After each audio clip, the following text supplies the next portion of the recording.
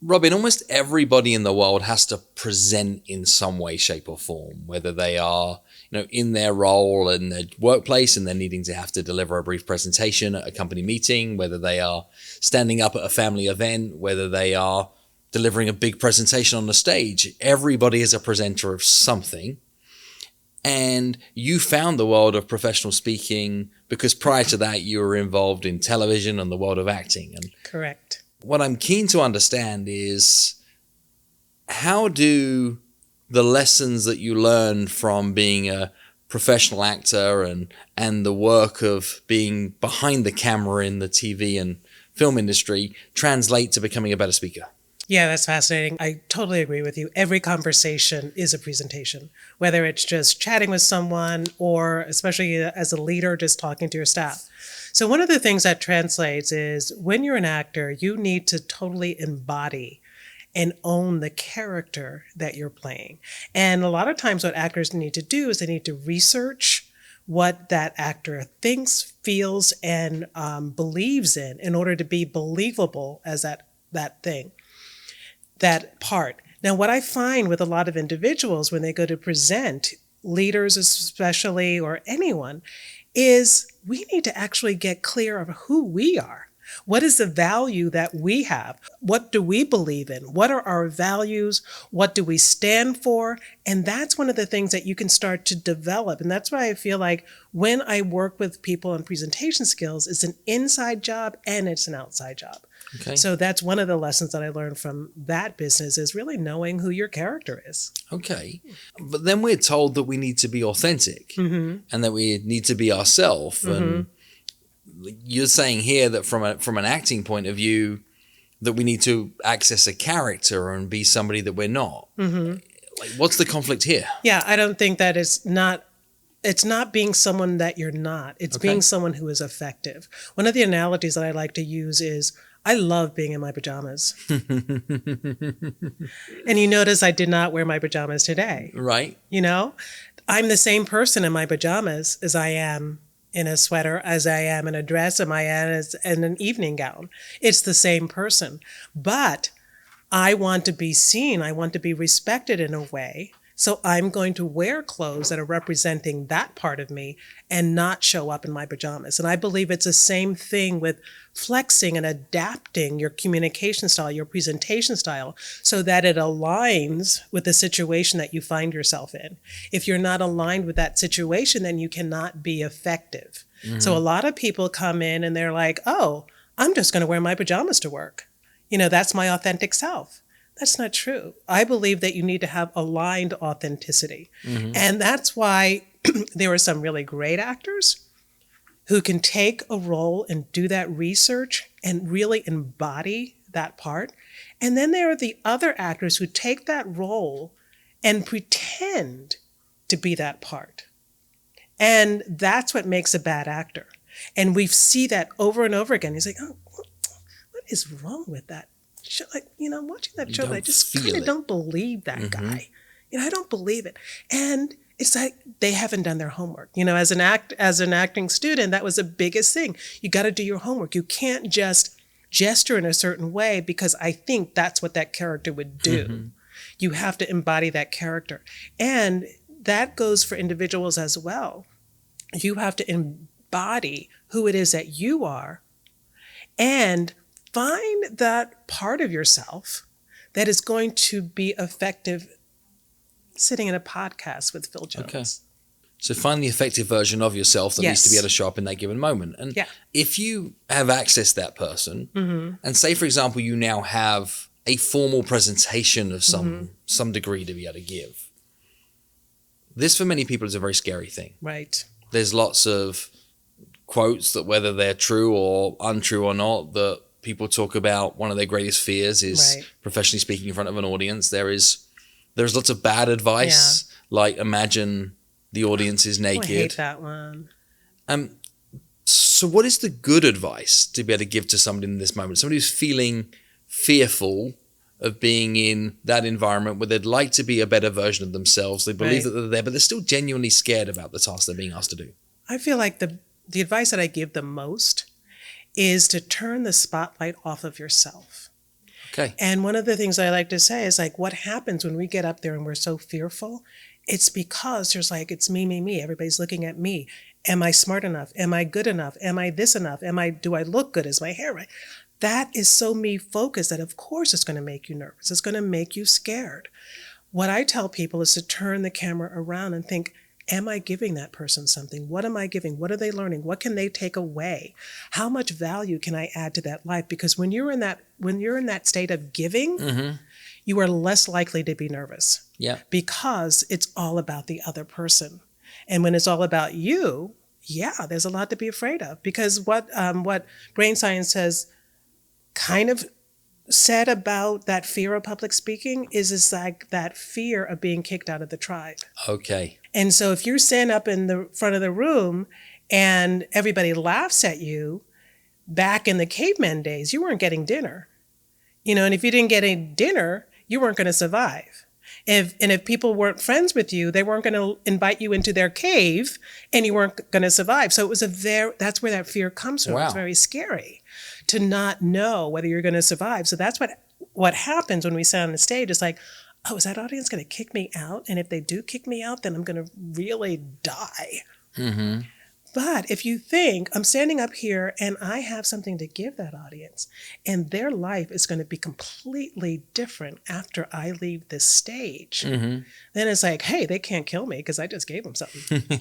I love this idea as a gift. Like you're giving a presentation, and in the word presentation is the word present, and another word for a present is a gift. Right. How do you know a gift is a gift? Is because it's gift wrapped and it has a bow on it, and you share it with somebody because you believe that it is going to add value to their life. But you can still be anxious when you give somebody a gift. Yeah. Often the gifts that you care about most in the world, that you put the most thoughtful thought into, when you are giving that person that gift, you don't know for sure whether it's going to be received with the same level of intent, the same level of passion. And I think that's very similar to a presentation. Right. But what happens a lot, both for myself and for other people that I've heard and spoke to about speaking, is like you get very nervous.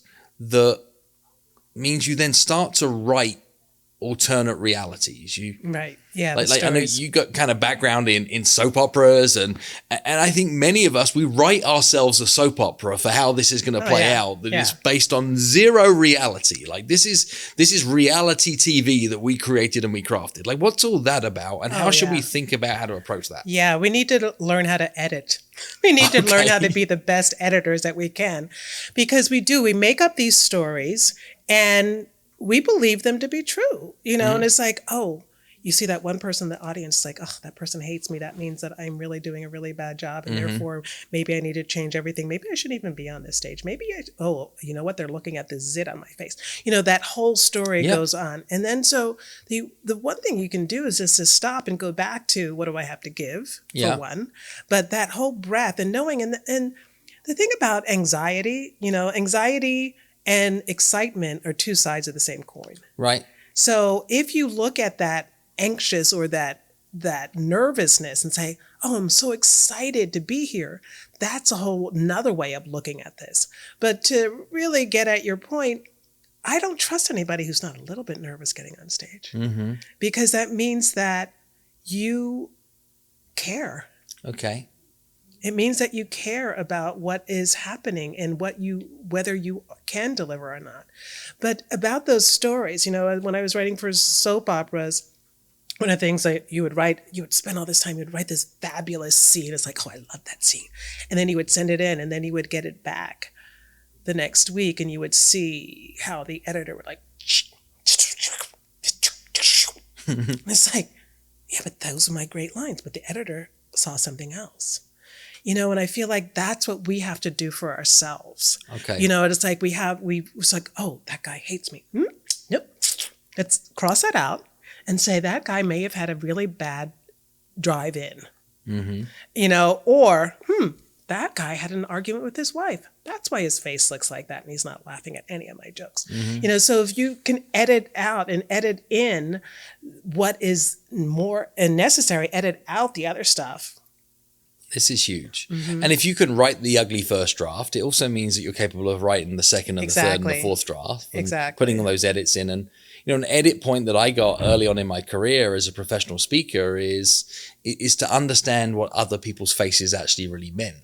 And a highly engaged face doesn't look like you think it looks. Like if you imagine what your face looks like when you're watching a TV show that you're really into, it ain't a sexy face, right? It is like a little gawky. It is a little like you are deeply immersed into this. Take no photos of me right now. And as professional presenters, you see a lot of those faces coming back in, and is highly engaged can actually look like disengaged. Oh, always. It's so bizarre how many times I come off stage and that face that looked so negative would come up to me and say, "Oh, that meant so much. I really enjoyed it." It's like, well, you didn't look like you enjoyed it, but people are processing, people's faces are processing things all the time. And, that's the other thing that's so fascinating about brain science and emotion is that we all experience emotions differently. And we all know emotions to be different, so that somebody's really happy face may look really different than yours, or your intense face or whatever, your angry face is really going to be different. And we're all judging it based on our own script in our own stories. And so now we have to rewrite people's faces too, I guess, right? So maybe we're re-editing kind of expressions and things that come back in the other direction. I'm thinking about some of the events I've done in different cultures, and you have people rush to you afterwards like, I loved that. I really enjoyed that. I found that so much fun. And you're like, you could have told your face in the show. Like that would have been helpful. But okay. So this is writing, rewriting, editing what's going on, and knowing that you hold the power to be able to do that. Yeah. And also it's future proofing too. It's like, as you want to create your outline, in writing for the soaps, there were two teams of writers. I was on both teams. I was on one team for One Life to Live, where I wrote the outlines, which are called the breakdowns. And they tell you what's happening in the week for all the characters in that week. Yeah. And then that outline gets given to a script writer, who then writes the dialogue of what the actors actually say. Goes to the editor. And so what we need to do is we need to know what our outline is. Where are we going? Where do we want to go? What does that week look like to us? What does that year look like? What does that lifetime look like to us? That's your outline. That's your breakdown. And then you can create those scripts. And each script can be like, oh, well, this script is going to be around this scene. We've got the villains, and we've got, in my book, I talk about something called actor types, where different types of personalities, like there's a villain, there's the hero, there's the buddy, there's the whiz kid, there's a curmudgeon. And so who are you dealing with? It's like, if I'm dealing with a curmudgeon, how am I going to write that scene? Now, if I'm dealing with a villain, how am I going to write that scene? Oh, I just played that scene with the villain. That didn't work. Let's go to the editor and see how the next time we meet that villain, how are we going to rewrite that?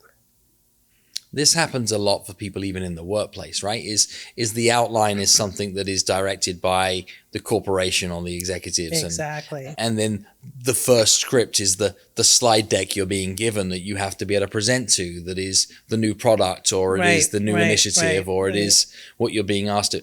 And then your editing is like, how do you bring yourself to that information, right? And there's the same, I guess, for a salesperson that's been given, like, these are your pitch decks, these are your tools to be able to get the job done.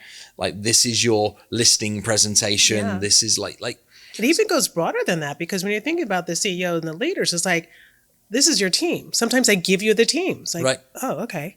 And this is how your office is laid out. Well, I don't like that office, And these are the rules. Like, you're in the office here, and these are your break times, and this is your start time. This is where the break room is. It's like all of those norms, we call, everybody has these norms in the office, and you think, do I have to describe by that? How do I do it if I don't really like it? So you can, though, still bring yourself to that, or you have to do it their way? I believe that you can find a way to find yourself in those places. And that's why I feel like that's why it's so important for leaders to understand and to have a dialogue and communication and open dialogue, to understand who are the characters in your office, who is showing up. Are they a buddy? Are they a hero? Are they a villain? Are they a supermodel? Whatever type they are, What do they need?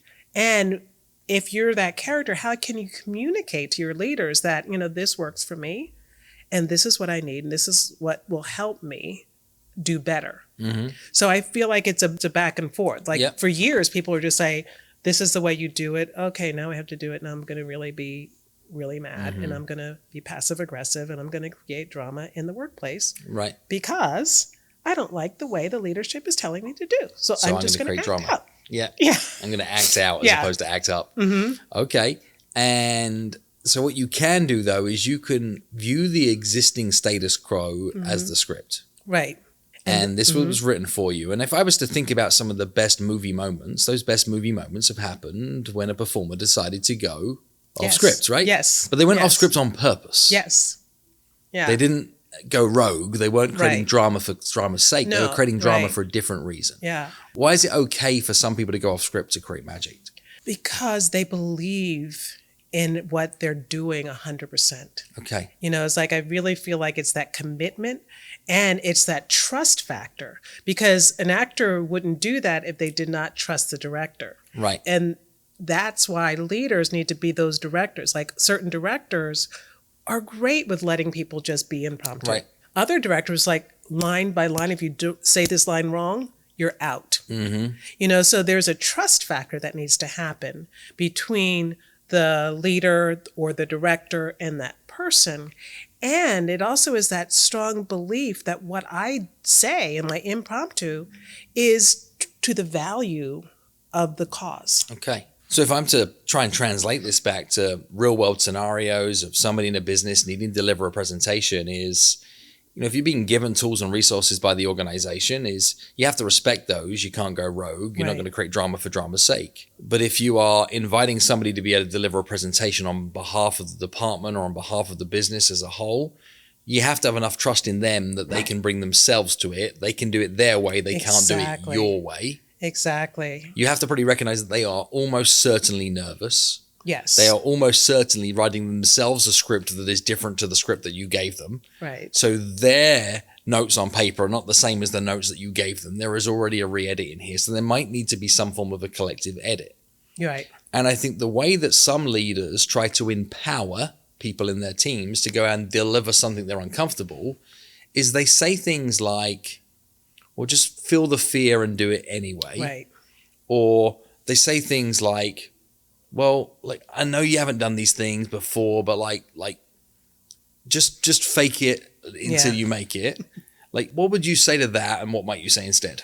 Well, what I say instead is, and I'm working with a company right now, and they have these canned speeches, sales speeches, and they say them, and they just sent me a video of an actual call, and within like 3 minutes, I was like, oh. Because I had worked with them, and what they did was they reverted back to like just spitting garbage. Right. And so what I would say to them is, you all have your own value. Do not just copy what the CEO is trying to do or what the marketing department has given you to do. You need to own it while you hone it, which is so different than fake it till you make it. You need to own the value, because each one of those people that I've worked with have their own intrinsic value. They have their own style. They have their own voice. They have their own senses of humor. And yet they sit there with the slide deck and deliver it just like everybody else, with a voice that sounds boring as heck and not connecting anything personal so that nobody knows what you care about. Or that I'm talking to you, Phil, rather than Joe Blow that are like all over the country. So making it personalized, owning your value while you continue to hone your skills is like the most important thing. That's everything. You have to own it whilst you hone it. Yes. That's huge, Robyn. And if I think about anybody who has achieved any level of excellence in any area of their life, they take full ownership. Yeah. And they never stop honing their craft, their profession.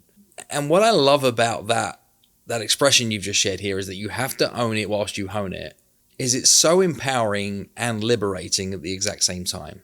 Mm. It makes it okay that you've got this and not got this. Right. Right. It makes it okay that I'm in full control and I'm on the relentless quest for better. Yes, because there is no perfection. Right. You're never going to get there. So owning it and honing it, you're always making an impact. Because that's the thing, is like, you don't have to be perfect to make an impact. You just have to keep going and building on what you already have. Right. And a lot of times what people don't do is they don't own what they already have. Right. So they feel weakened. They feel lesser than. But own it while you hone it. It's not static. It's got movement. Right. It's fluid. Right. It's not black nor white. It's gray, and it's happily gray because Right. it's continually getting better. I love the gray. Yes.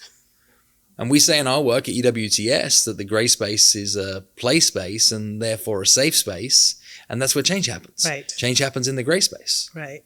And in a world that wants to be right or wrong, when you say if you own it whilst you hone it, you're giving people permission to be all of themselves. Yes. Yes, exactly. All of themselves in the present moment.